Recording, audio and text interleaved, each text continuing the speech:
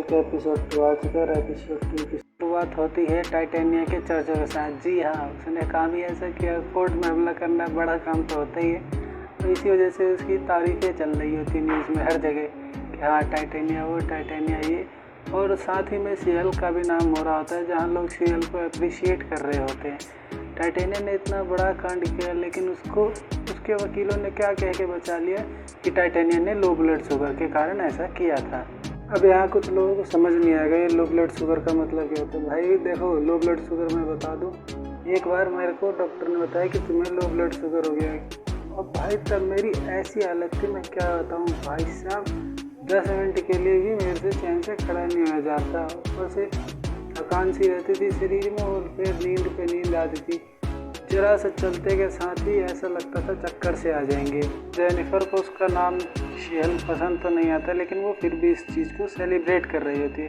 तभी उसका बॉस आके उसे कहता है कि नहीं, अब हम तुम्हें अपनी जॉब पे नहीं रख सकते, क्योंकि उसने इतने लोगों को बचाया है जिस वजह से उसको एक एडवांटेज मिल जाता कोर्ट में। मतलब जॉब तो छूट गई, और जॉब मिलना कोई इतना आसान काम तो होता नहीं है।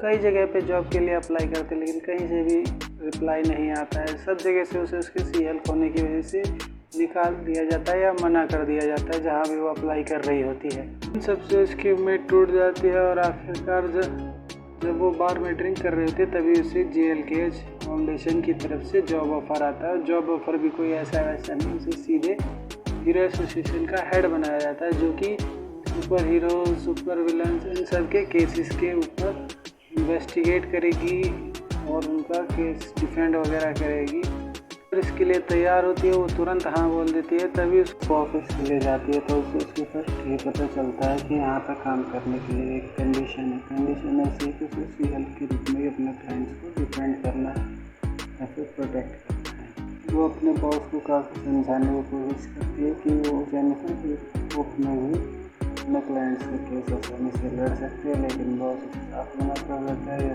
कहता है यहाँ पर काम करना है तो इसकी प्रायोरिटी तुम्हें सीरियल को बंद करके यहाँ पे आना है ऑफिस के लिए। तो सब कुछ सॉर्ट आउट हो जाता है तभी उसका बॉस उसको बताता है कि इसका फर्स्ट केस ही एमिल ब्लोंस्की का होता है, जिसने कि उसके कज़न हल्क को मारने की कोशिश की होती है। वो तुरंत मना कर देती है, लेकिन उसका बॉस कहता है अगर तुम ये केस नहीं लोगी तो तुम्हारी जॉब भी चली जाएगी। वैसे मैं तुम्हें बताना चाहता हूँ कि अब एमिल ब्लोंस्की बदल चुका है, तुम उससे एक बार मिल के देखो, अगर तुम्हें अच्छा ना लगे तो आगे तुम्हारी मर्जी। भी जेनिफर के लैपटॉप पे हमें एक वेब पेज खुला दिखता है जिसमें ऐसे ऐसे टॉपिक्स थे जिन्होंने मेरा एक बार के लिए दिमाग घुमा के रख दिया था। जिसमें से कि पहला टॉपिक था find the Antman, Avengers, Norse mythology, ऐसे ऐसे दमदार से टॉपिक। और इन सब से भी बढ़िया बात, लेफ्ट साइड में यहाँ पे आयरन मैन के नाम से जूते बेचे जा रहे हैं। यार जिसने दुनिया को बचाया तुम उसके नाम से जूते बेच रहे हो, शर्म आनी चाहिए। लेकिन नहीं, लोग तो आयरन मैन के नाम से जूते बेच रहे हैं। उससे ही बड़ी बात, उसी के नीचे सबसे बढ़िया चीज़ लिखी हुई थी सीरीज़ की, ये क्लो वाला मैन जिसने कि बार में कुछ लोगों पर अटैक कर दिया। अब आप लोगों को इससे कुछ तो आइडिया हुआ नहीं होगा, मैं बता दूँ, यहाँ पे क्लो वाला मैन और किसी को नहीं, मेरे हिसाब से वुल्वरीन को ही डिनोट किया गया। और इसी के साथ उसके नीचे जो इटर्नल्स में हमें स्टैचू निकलता हुआ दिखा था, या फिर जो इटर्नल निकल रहा था धरती के अंदर से, उसके बारे में भी पूछताछ होते हुए दिखाई देती है। उसका भी मुद्दा वहाँ पर छपा होता है।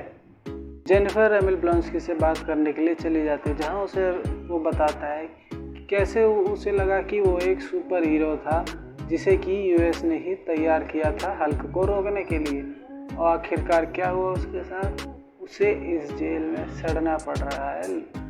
लेकिन हल्क वो तो बाहर आज़ाद घूम रहा है, वो एक हीरो बन चुका है। लेकिन हीरो तो असल में उसे बनना था, लेकिन जो अमेरिका वालों ने उसके अंदर सीरम डाला था, इस वजह से वो आउट ऑफ कंट्रोल हो गया, जिस वजह से उसने शहर में इतनी तबाही मचाई। और वो इन सब चीज़ों के लिए तहे दिल से माफ़ी भी मांगता है। काफ़ी हद तक एमिल ब्लोंस्की के बाद से जेनिफर कन्विंस हो चुकी होती है, मगर वो फिर भी समझ नहीं पा रही थी कि आखिर वो करे तो करे क्या है, जिसके लिए वो अपने भाई हल्क को फ़ोन लगाती है। जहाँ हल्क हमें एक स्पेसशिप में दिखाया जाता है जो कि सकारण स्पेसशिप की फर्स्ट एपिसोड में जो हमें दिखाई गई थी। अब वो उस स्पेसशिप में बैठ के कहाँ जा रहा होता है मुझे ये तो नहीं पता, लेकिन मुझे इतना पता है कि अगर मैं सही सोच रहा हूँ तो यहाँ पे वर्ल्ड वॉर हल्क या फिर वर्ल्ड ब्रेकर हल्क की ऑसम सी स्टोरी की शुरुआत हो रही है, या फिर उसके हिंट्स धीरे धीरे दिए जा रहे हैं। और आप लोगों का तो पता नहीं, मैं इसके लिए काफ़ी ज़्यादा एक्साइटेड हूँ, बता नहीं सकता कितना एक्साइटेड।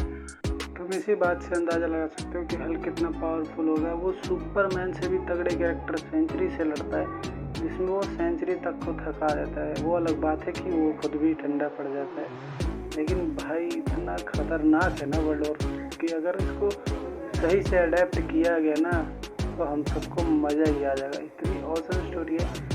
और जो फेज 6 में हमें खाली दिखाए गए थे ना स्लॉट, मेरे ख्याल से वहाँ पर कोई ना कोई तो हल्की सोलो मूवी होगी, पक्का से पक्का। और ऐसा हो गया ना तो मज़ा ही आ जाएगा।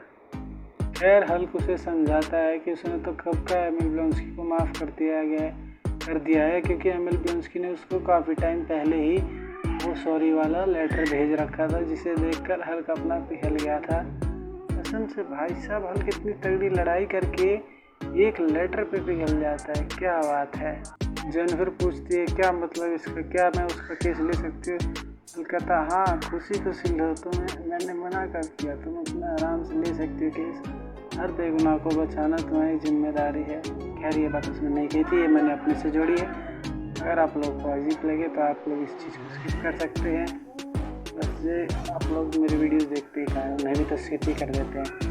जेनिफर अब मान चुकी होती है, वो एमिल ब्लोंस्की का केस लेने के लिए तैयार हो जाती है। वो अपने बॉस को फ़ोन करती है, कहती है सर मैं तैयार हूँ, मैंने स्ट्रेटजीज भी बना ली है कैसे कैसे मुझे अपने क्लाइंट को डिफेंड करना है। तभी उसका बॉस उसे बताता है कि एक बार तुम न्यूज़ खोल के तो देखो। और भाई साहब जहाँ लग रहा था सब सही हो जाएगा, तभी उसके क्लाइंट ने हक दिया। कसम से उसके सैंक्ची वाले सारे पाप बाहर आ चुके थे, जहाँ एरिना में अपने वोंग के साथ फाइट कर रहा होता है, डॉक्टर स्ट्रेंज के गुरु के साथ। अब भाई उसके बाद जो एक्सप्रेशन निकल के आता है जेनिफर का, वो ऐसे था भाई, हाय बाबा क्या कर दिया मैंने, किस गधे का केस ले लिया। एपिसोड 2 के एंड के साथ साथ हमें उसके मिड क्रेडिट सीन की शुरुआत होती है, जिसमें हमें बताया जाता है कि कैसे शी हल्क अपने पेरेंट्स की उनके घरेलू कामों में मदद कर रही है। जैसे कि वो उनकी टीवी लगाती है और उसके पेरेंट्स उसे टीवी बार बार बदलवाते हैं, कहती है ये मैंने फाइनल रख दिया, अब इसके बाद आप लोग बदलवाओगे भाई, तो भी मैं नहीं बदलने वाली हूँ। इसकी उसे पता कहते ठीक है कोई बात नहीं, तुम रहना। फिर उसके बाद वो 6-7 बोतलें धो के ले आती है हाथ में। अब भाई शी हल्क है, काम तो हल्क की तरह करना चाहिए। तो उसके पापा 1-2 न्यूज़ से 7-8 बोतलें एक साथ लदवा के तो ले चलो, वो लेके जाती है। और भाई मज़ा भी आती है इस चीज़ को देख। खैर इन्हीं सब बातों के साथ एंड करते हैं इस वीडियो को। वीडियो काफ़ी लंबा हो चुका है, मैं जनरली इतना लंबा वीडियो नहीं बनाता हूँ, लेकिन हो गया तो हो गया, अब क्या कर सकते हैं। इसी के साथ आप लोगों से मुलाकात होगी नेक्स्ट वीडियो में, तो please support me and like subscribe to my channel. Thank you.